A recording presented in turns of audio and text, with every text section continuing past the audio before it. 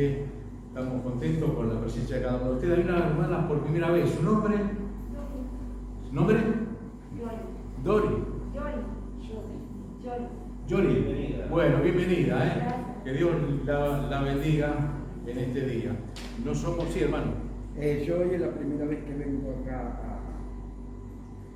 no a la iglesia, Sí, a la clase. a la clase. Acá hay otro señor que vino por primera vez a la clase. Yo lo vi a usted el domingo pasado. Bueno, bienvenido también, hermano. Que Dios le bendiga. Bueno, hoy no somos muchos, pero bueno, tenemos unos 20 más o menos, por lo que veo.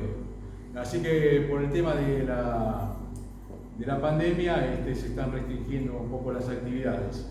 Por eso no hay muchos hermanos y aparte muchos que están de vacaciones. En realidad hoy la clase a mí no me tocaba, le tocaba al papá de Cristian Rizzo, pero resulta que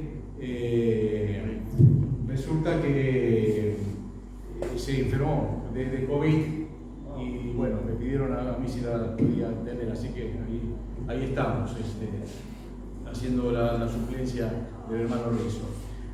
Así que bueno, vamos a comenzar con una palabra de oración para poner estos momentos en las manos del Señor. Que el Señor nos esté guiando, y también pidiendo por nuestros hermanos que no están hoy presentes por motivo de enfermedad o por motivo de vacaciones, bueno, por diversos motivos no lo podemos tener con nosotros. Así que Daniel, ¿podés poner estos momentos en la mano de Dios? Gracias, Señor, por poder llegar hasta aquí. Gracias por todo lo que tú nos das en abundancia. Y, Señor, ahora queremos dedicar este tiempo para aprender de tu palabra. Gracias por los hermanos presentes. Gracias por los hermanos que están en el sur. Y te suplicamos que también estés acompañando a los hermanos que están enfermos. Y gracias por poder llegar. En el nombre de Jesús. Amén. Bien, hermanos, todos recibieron la hojita, ¿no? Con el resumen de la clase, ¿no? Ahí le dije a Claudia, los que van llegando ahora lo tienen. Así que acá ustedes van a seguir un poco la hoja de ruta de la clase, ¿no? Estamos estudiando, especialmente para los hermanos nuevos que nos visitan hoy, que son unos cuantos, el libro de los Hechos de los Apóstoles, que es un libro donde se hace historia de los primeros años de la iglesia cristiana, de los cuales nosotros somos sus herederos. Y dentro de ese libro, ahora estamos estudiando el capítulo 19 de Hechos, vamos a ver de 19 del 1 al 20, si quieren ir abriendo sus Biblias para ir viendo el texto que vamos a ver, que trata del tercer viaje misionero de Pablo. Habíamos dicho la vez pasada que Pablo había iniciado su tercer viaje misionero. Lucas nos informa brevemente cómo fue esa recomposición, saliendo de Antioquía de Siria. Lamentablemente yo no tengo acá el mapa, no se puede proyectar hoy, cómo siguió por tierra por las regiones de Frigia, de Galacia, de Cilicia, recorriendo todas las iglesias que él había fundado en Iconio, en Derbe, Listra, y llegó finalmente a Éfeso, una ciudad muy importante en todo sentido, comercialmente, y sobre todas las cosas era un centro religioso de relevancia, porque en esta ciudad de Éfeso estaba el gran templo de la diosa Artemisa. Artemisa era una diosa muy importante, la diosa de la fertilidad, la diosa de la virginidad, y era adorada en toda Asia, Diana. Tenía una influencia muy grande, y su centro estaba en Éfeso. Tal es así que, hoy quedó solamente una columna de ese templo, tenía 120 columnas, fue una de las 7 maravillas del mundo, el templo a la diosa Artemisa. Bueno, en esa ciudad estaba Pablo, que allá había estado, y había regresado a Jerusalén, y ahora, como se había comprometido con los hermanos, como ustedes sabrán cuando vimos esa parte, le había dicho: si Dios quiere, yo voy a volver a ustedes. cuando estuvo en el segundo viaje misionero. Fue a Jerusalén y ahora que vuelve se encuentra en Éfeso. ¿Se va entendiendo más o menos la situación? En este es el tercer viaje misionero. Bien. Vamos a leer entonces Pablo en Éfeso, como dice ahí la hojita, los primeros 7 versículos, del 1 al 7. Bien fuerte, algunos de los muchachos, Esteban, ¿tienen Biblia ahí, muchachos, o del Nuevo Testamento? O del celular también, léanlo. Fuerte, del 1 al 7, de Hechos 19. Mientras Apolos estaba en Corinto, Pablo viajó por las regiones del interior hasta que llegó a Éfeso, en la costa, donde encontró a varios creyentes. ¿Recibieron el Espíritu Santo cuando creyeron? Preguntó. No, contestaron. Ni siquiera hemos oído que hay un Espíritu Santo. Entonces, ¿qué bautismo recibieron? Preguntó. Y ellos le contestaron, el bautismo de Juan. Pablo dijo, el bautismo de Juan exigía arrepentirse del pecado, pero Juan mismo le dijo a la gente que creyera en el que vendría después, es decir, en Jesús. En cuanto oyeron esto, fueron bautizados en el nombre del Señor Jesús. Después, cuando Pablo les impuso las manos, el Espíritu Santo descendió sobre ellos y hablaron en otras lenguas y profetizaron. Había unos 12 hombres en total. Perfecto, está ahí, gracias, Teo.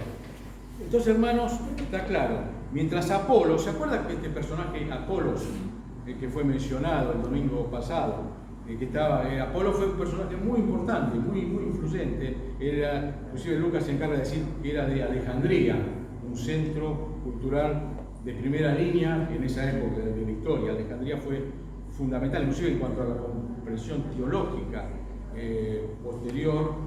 Alejandría y Antioquía fueron 2 ciudades que inclusive que tuvieron controversias en los primeros años del cristianismo. Bueno, Alejandría era un centro cultural y religioso muy importante, y este Apolo tenía mucho conocimiento, era de ahí, pero se acuerdan que también era discípulo de Juan el Bautista. Evidentemente, Juan el Bautista, al predicar el arrepentimiento, ¿se acuerdan? Juan el Bautista fue el precursor del Señor Jesús. Él decía que había que bautizar, arrepentirse y bautizarse. Y muchos fueron sus seguidores. Hola, Noemí. ¿Te dieron lo mismo? ¿Te dieron una hojita de ruta? Perfecto. Bien. Sí, espera que termine, hermana. Entonces, Apolos, una vez que comprendió, se acuerda que Aquila, en este caso fueron Aquila y Priscila, que le explicaron bien el Evangelio, y se convirtió, aceptó a Jesucristo porque se habían quedado con el bautismo de Juan. Y ahora aparece otra vez otra circunstancia muy parecida con 12 discípulos de Juan el Bautista. Se ve que la predicación de Juan el Bautista penetró mucho, ¿no? Y fíjense cómo llega Pablo y fíjense que hace 2 preguntas. Vamos a analizar las 2 preguntas de Pablo y las 2 respuestas de los discípulos. ¿Cuáles son estas 2 preguntas? La primera, ¿cuál fue?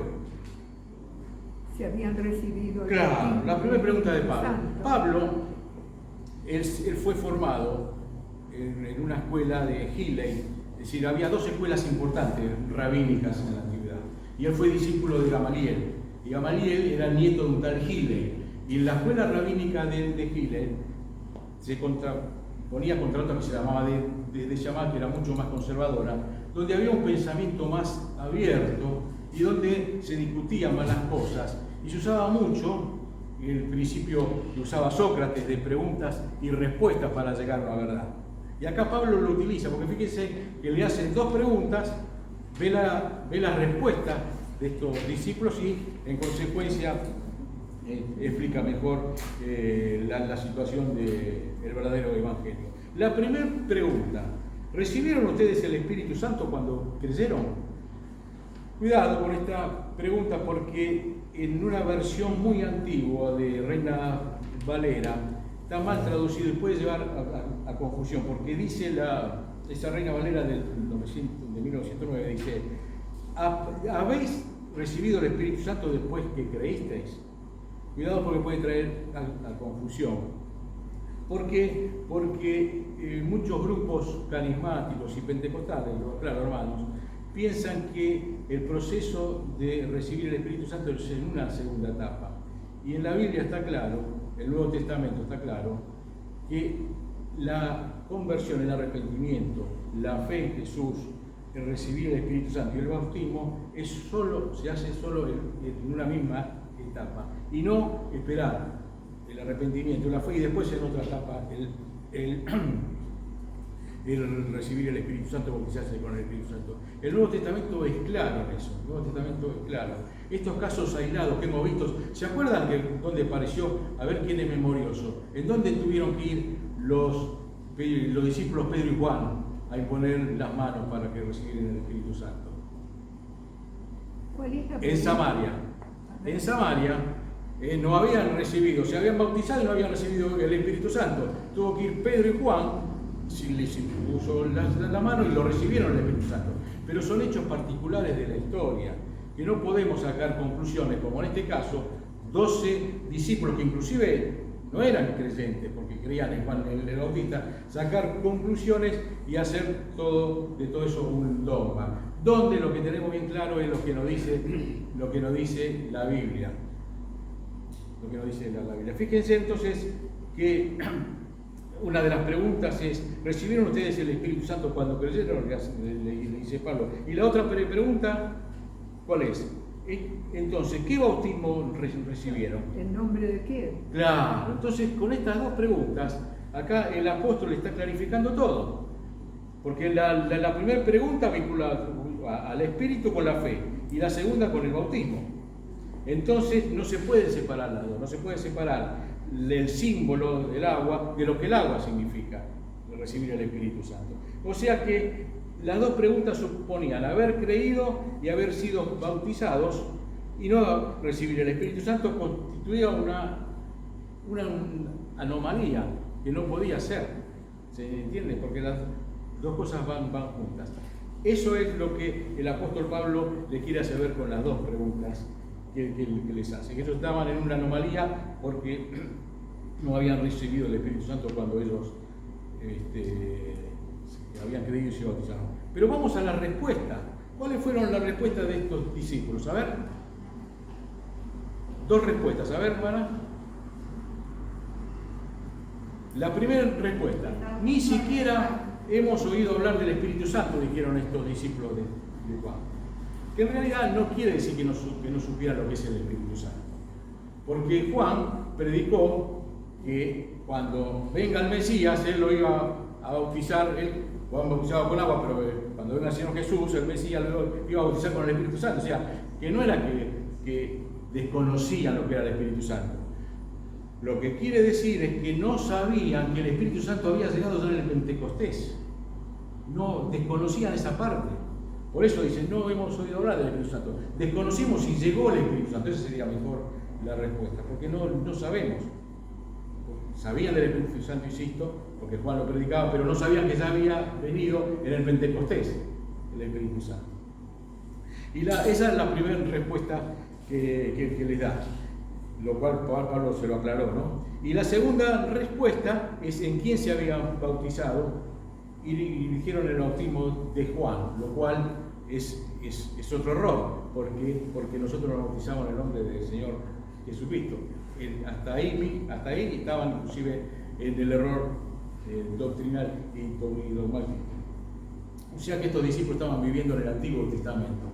Les faltaba una comprensión de quién era el Mesías, de qué fue el Mesías, que ya había estado, y que no solamente había estado, había muerto, resucitado, sino que al irse les había dejado el Espíritu Santo que fue derramado en el Pentecostés. Ahora bien, fíjense qué dice el versículo 6 y 7. Al oír esto fueron bautizados en el nombre del Señor Jesús. Se dieron cuenta de su error y se bautizaron, como pasó con Apolo, ¿se acuerdan? Y cuando Pablo les impuso las manos, el Espíritu Santo vino sobre ellos y empezaron a hablar en lenguas y profetizar. Y acá es lo que les quiero decir, hermanos, que estos son hechos aislados de la historia de la iglesia. Lo mismo pasó en Samaria con Pedro y Juan, que les impusieron las manos a los samaritanos y empezaron a hablar en lenguas y profetizaban como una manifestación del Espíritu Santo. Pero hoy no tenemos que, acercarnos a ese concepto.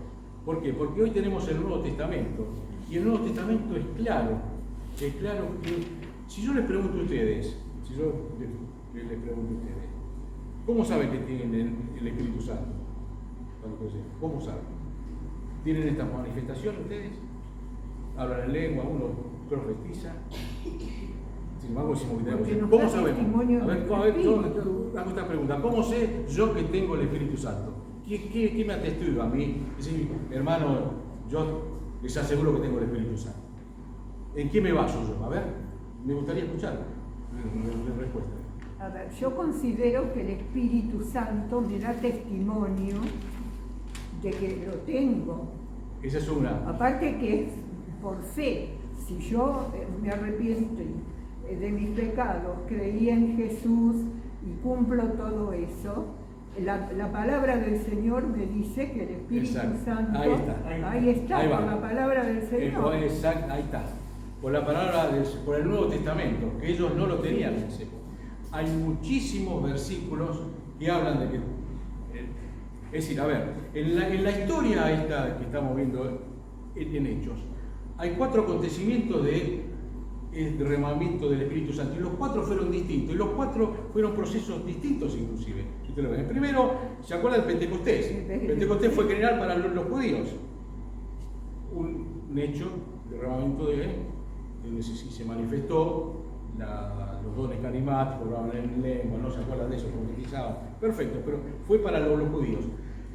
El otro hecho dice que se derramó el Espíritu Santo fue con los samaritanos, y ahí tuvieron que ir, como les comenté, Pedro y Juan, y pusieron las manos, pero ahí tuvieron que ir, porque ahí, como ustedes recordarán, justamente me tocó dar a mí la clase, que el hecho fue un hecho muy especial, porque se abría por primera vez el evangelio, el cristianismo de los judíos a un pueblo que era enemigo de los judíos. Entonces tenían que saber bien los judíos a quién iban. Entonces tuvieron que mandar a Pedro y Juan, imponer las manos y así asegurarse que los samaritanos, que eran enemigos, podían entrar en el grupo de la iglesia. ¿Se entiende? Son casos excepcionales. Ahí se derramó el Espíritu Santo con los samaritanos.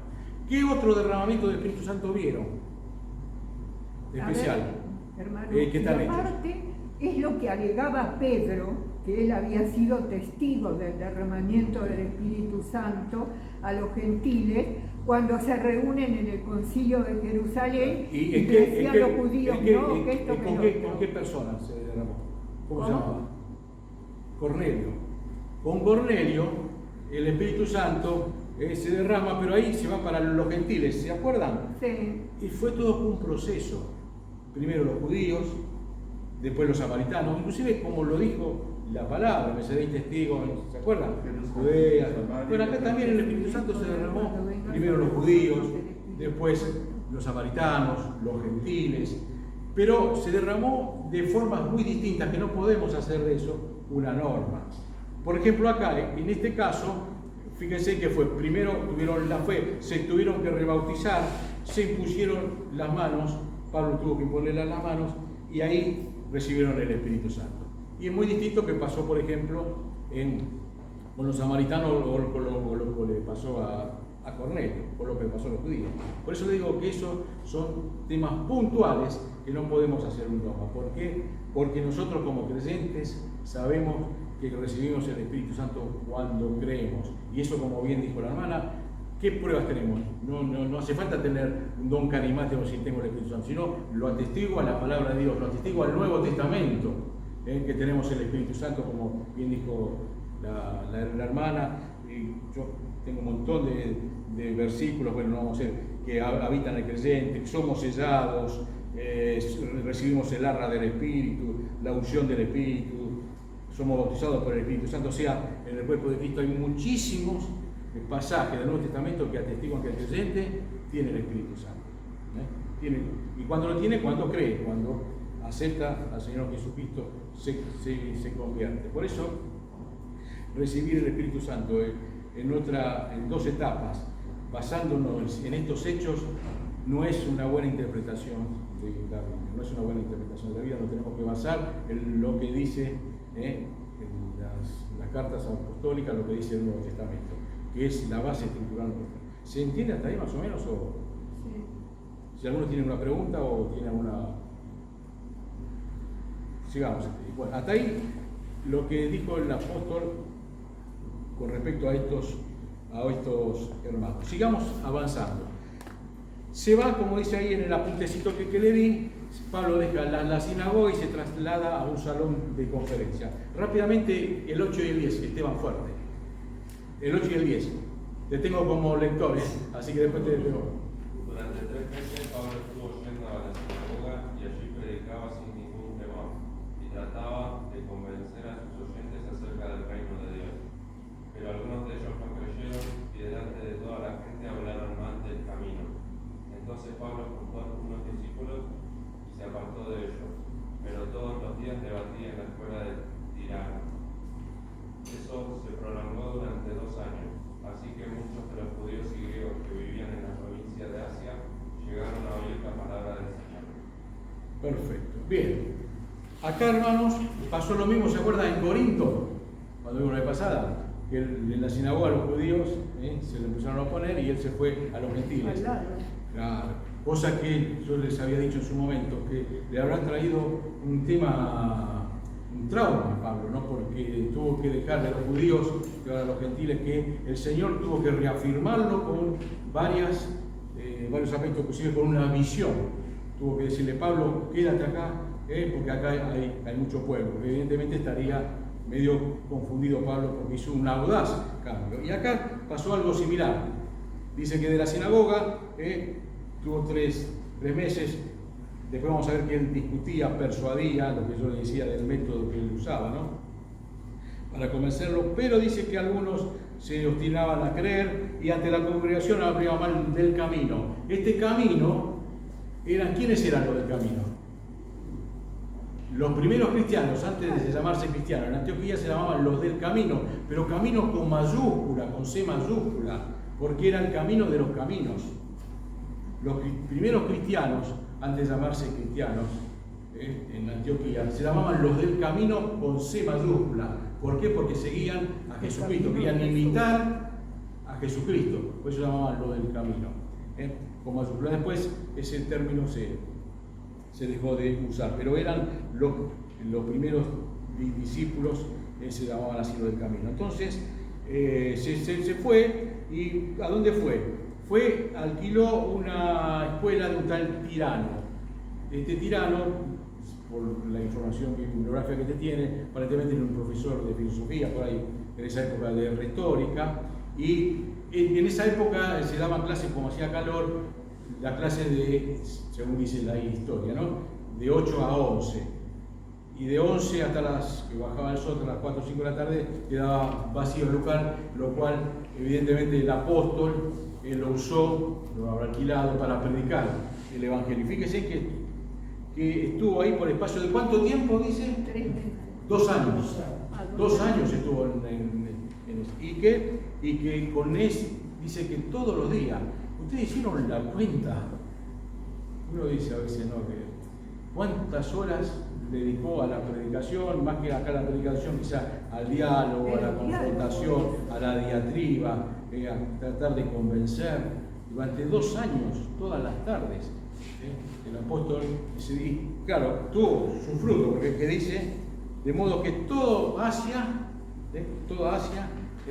llegaron a escuchar la palabra del Señor. Se desparramó el Evangelio por toda Asia. También fue importante, les recuerdo acá, la decisión que tuvo el procónsul Galión. ¿Se acuerda que yo le dije?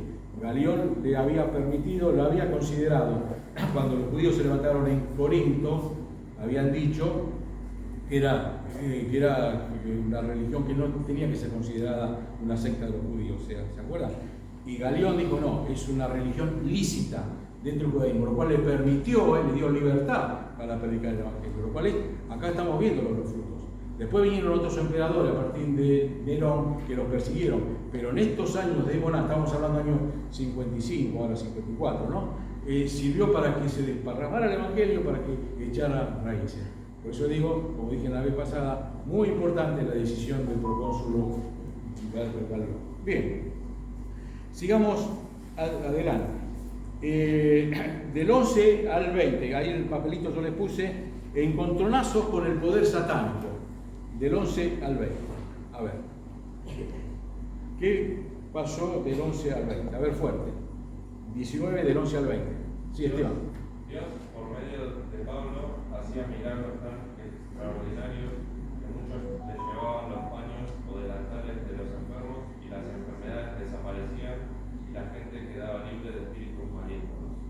Andaban por ahí algunos judíos exorcistas que intentaban invocar el nombre del Señor Jesús sobre los que tenían espíritus malignos. Les decían, en el nombre de Jesús, a quien Pablo predica, les ordenamos salir. Los que hacían esto eran los 7 hijos de un judío llamado Esceva, que era jefe de los sacerdotes. Pero el espíritu maligno les respondió, yo sé quién es Jesús y sé también quién es Pablo, pero ustedes quiénes son. Dicho esto, el hombre que tenía el espíritu humano se arrojó sobre ellos y los derribó con tanta fuerza que los hizo huir desnudos y heridos. Esto lo supieron todos los habitantes de Éfeso, tanto judíos como griegos, y les entró mucho temor, pero magnificaban el nombre del Señor Jesús. Muchos de los que habían creído venían y confesaban sus malas prácticas. De igual manera, muchos de los que practicaban la magia llevaron sus libros y los quemaron delante de todos. Y el precio de esos libros era de 50.000 monedas de plata. Muy bien. Muchas gracias, Esteban. Bueno, acá pusimos encontronazo con el poder satánico. Cuando Pablo en Corinto, dijimos que se habrá sentido preocupado, dudaba cuando tuvo que dejar la sinagoga para ir a los gentiles, recibió esa visión que lo animó. Y acá ¿qué recibió? Se fue de la sinagoga y que dice que hacía milagros, pero ¿qué milagros? Extraordinarios.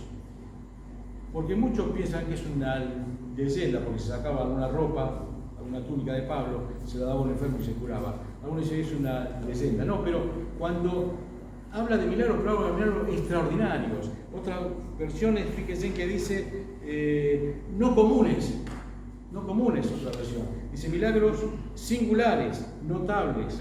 O sea que, ¿por qué no creer en que Dios se manifestaba de esa manera a través de Pablo, ¿no? Que no es una leyenda?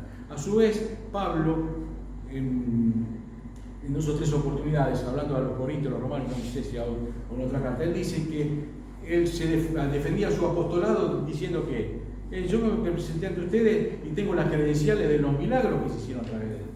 O sea que se está atestiguando acá, el mismo apóstol Pablo lo dijo, los milagros que él pudo hacer a través del poder que Dios le daba. Acá, sanando enfermos, haciendo exorcismos, y todas esas cosas de ocultismo que tenía ahí en la ciudad. O sea que no es una leyenda, es una realidad. Pablo mismo lo dijo, los milagros que él hizo. Y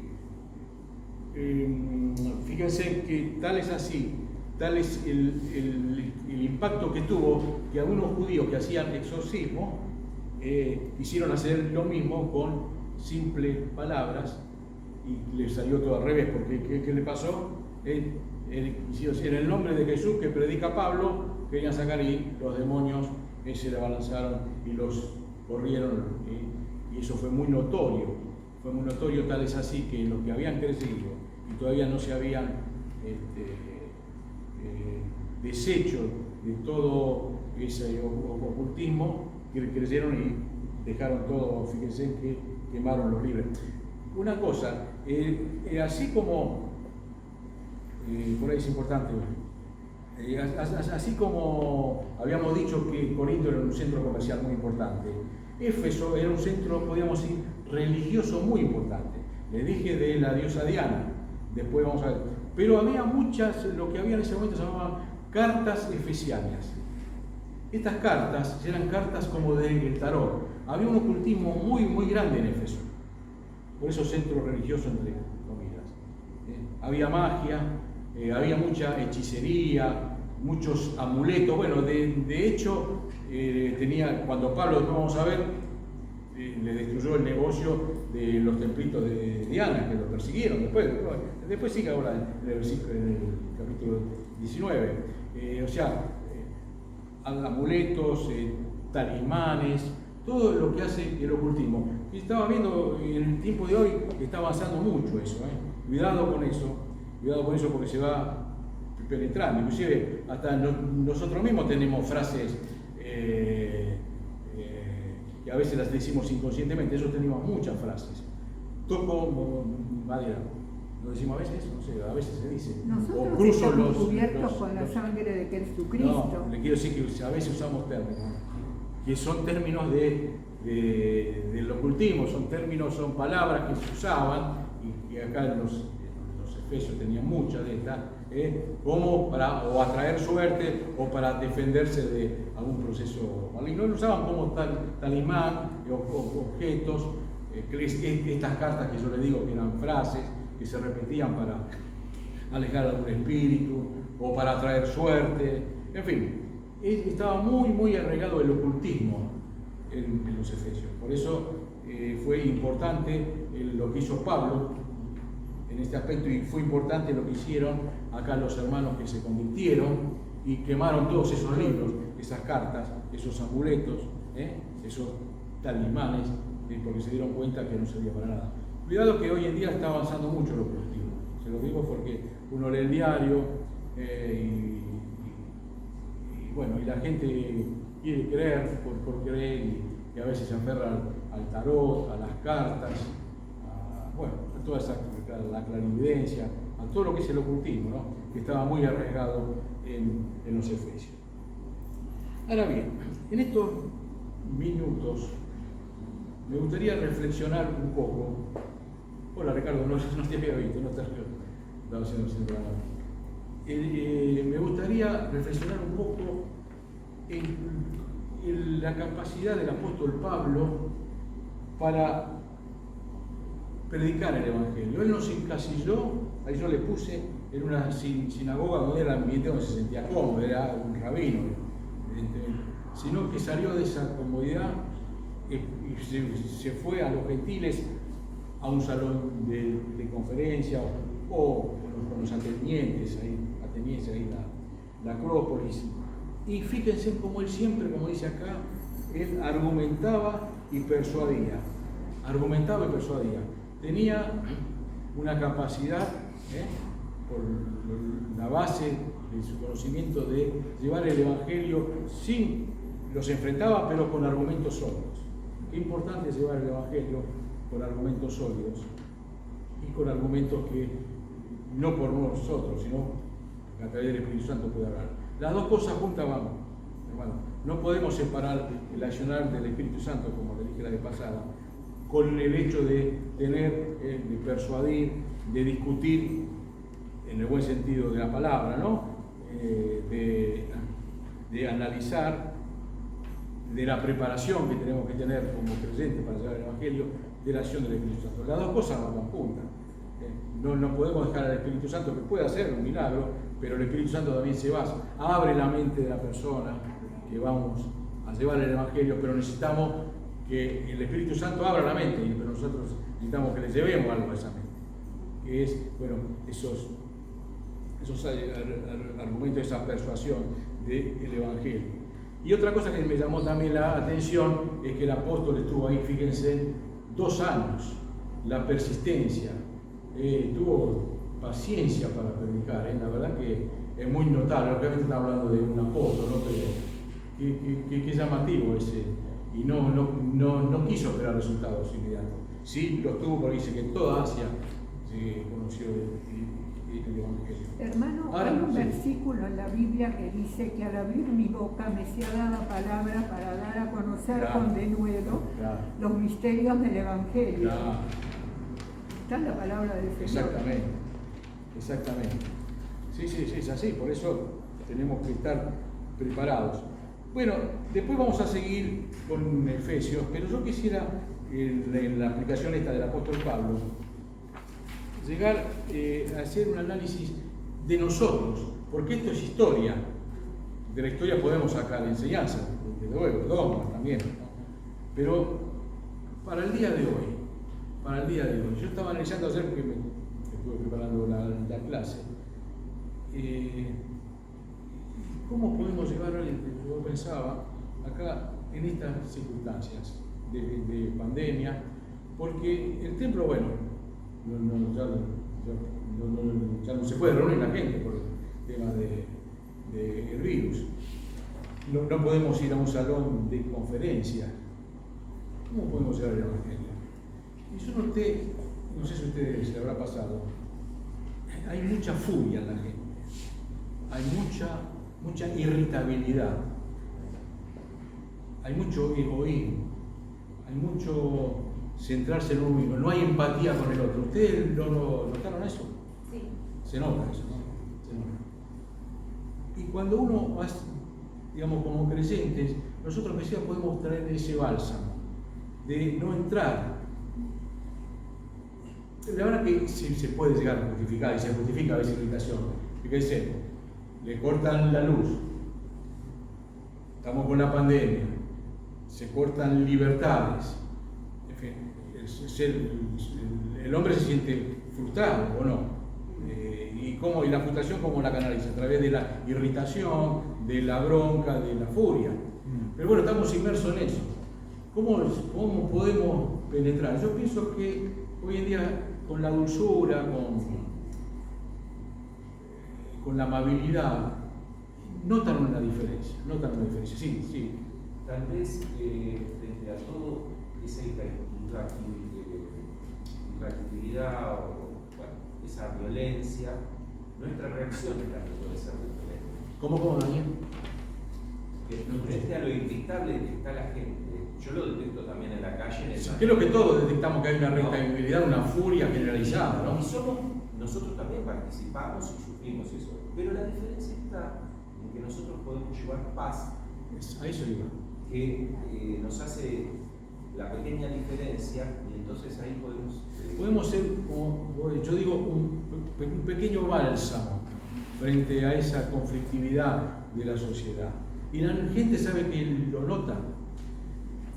Usted sabe, voy a decir algo, mucho no me gusta ser autorreferencial, pero no sé, hagan de cuenta que lo que yo digo es general, no es personal mío. En el centro médico nosotros estamos teniendo mucha gente, y yo hablo con las chicas, inclusive están haciendo muchos socios, y le digo, bueno, qué bien. Me dice, sí, la gente viene y se nota, insisto, hermano, no es algo, no lo tomen como algo, creo que me comprenden lo que quiero decir, ¿no? Se entiende, ¿no? La diferencia que hay con otros lugares, porque la amabilidad, la empatía, bueno, a eso me refiero, a ese toque de distinción que habla de ¿cierto? Ese toque tiene que ser característico hoy más que nunca como creyente. Y la gente se va a dar cuenta. Y podemos, eso puede ser un puntapié para llevar ese evangelio. Hoy la época que nos toca, tenemos que ser un bálsamo para una sociedad que está muy irritada, está con mucha furia, yo le llamo furia, ¿no? Nosotros tenemos que, como dice trabajar. Sí, Sergio.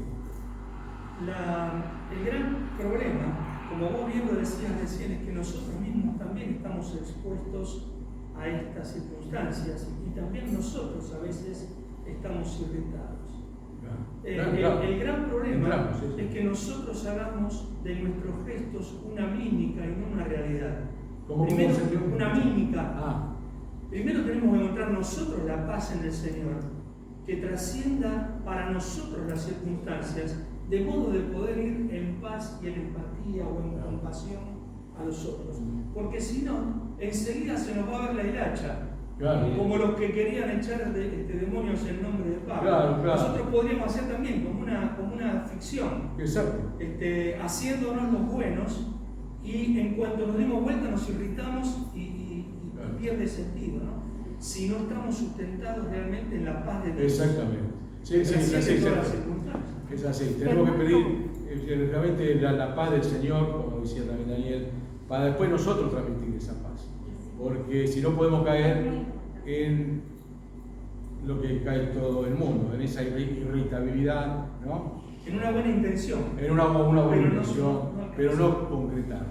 Sí, hermano, no sé qué yo le levanté la mano. En Juan 14:27 dice: mi paz os dejo, mi paz os doy, no como el mundo la da, no se turbe vuestro corazón ni tenga miedo. Yo creo que la responsabilidad de los que conocemos al Señor es realmente difundir el Evangelio. Yo estoy convencida que de la única manera que se puede aplacar toda la violencia que existe es a través del Señor. Creo que no es nada fácil, incluso nosotros los cristianos no estamos exentos de tener algún comportamiento que no es muy cristiano. Por eso pienso que todos los días tenemos que recordar la armadura que el Señor nos ha dejado para poder ser ejemplo. Exactamente. Gracias, hermano. Es así, hermana. No solamente con la palabra, gracias sino por la que lo que reflexión. conocemos de ponerlo en Sí. práctica. ¿Entendieron, no, lo que dijo la hermana, no? Sí. Esa paz que nos da el Señor, después tenemos que trasladarla a la sociedad. Bien, hermanos. Bueno, ya estamos llegando al final, Sergio, ¿no? Son 11 menos 5. ¿Alguna duda? ¿Alguna pregunta? A ver, yo levanté la mano al principio, perdóneme que no es de esta clase. La clase anterior la terminamos con Apolo cuando... Sí. Bueno, se Sí, sabe. lo hemos mencionado. Yo llegué a mi casa y estuve pensando, porque la Biblia no lo dice, solamente que Apolo conocía el bautismo de Juan. Sí. ¿Qué conocía más hasta del Señor? Este en la Apolos, me digo, predicación? este Apolos se formó, como yo dije, en Alejandría. Sí.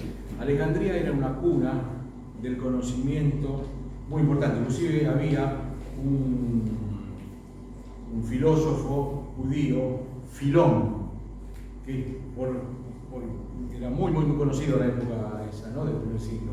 Este Filón tenía mucha influencia en su teología. Lo que pasa es que él tenía,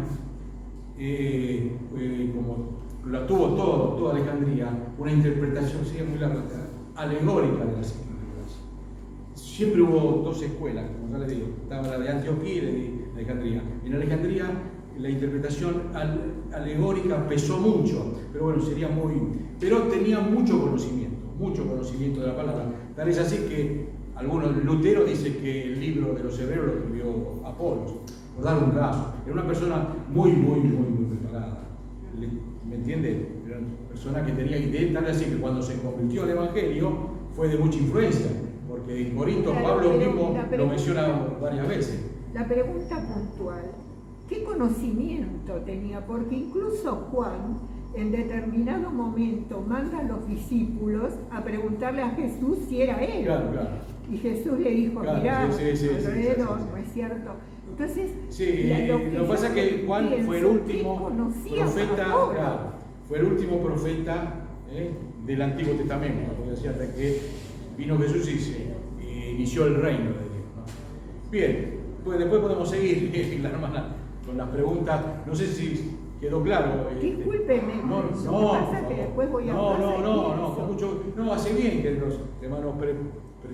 Lo que pasa también, esto se habló en alguna de las clases, que estamos hablando de un quiebre que es brutal, no lo podemos ni imaginar. Que para muchas personas solo era el testimonio de algunos que eran testigos de Cristo, Claro. pero que venía a cambiar toda la visión respecto a Dios y del propósito para el hombre. Entonces, claro, hubo un tiempo en que hubo confusión y ajustes, inclusive las manifestaciones estas especiales, que de alguna manera confirmaban la palabra, hasta que podemos tener la palabra de Dios. Por eso a nosotros nos hace fácil. Por eso, exacto. Por eso hoy nada supera la palabra de Dios. Porque lo que el Señor se puede manifestar con experiencia, pero son experiencias que pueden ser personales, pero sobre esas experiencias personales está la palabra de Dios, sobre todas las cosas, que es en lo que nos basamos nosotros hoy, ¿no? Bien, ¿alguna otra cuestión más, hermanos? Bueno, que Dios les bendiga, cuídense esta semana porque dice que va a venir mucho calor también. Encima otra para evitar un poquito más. Así que cuídense, hermanos. Que Dios les bendiga. No, pero cuídense por el tema del virus. Gracias. Y que tengan una bendecida semana.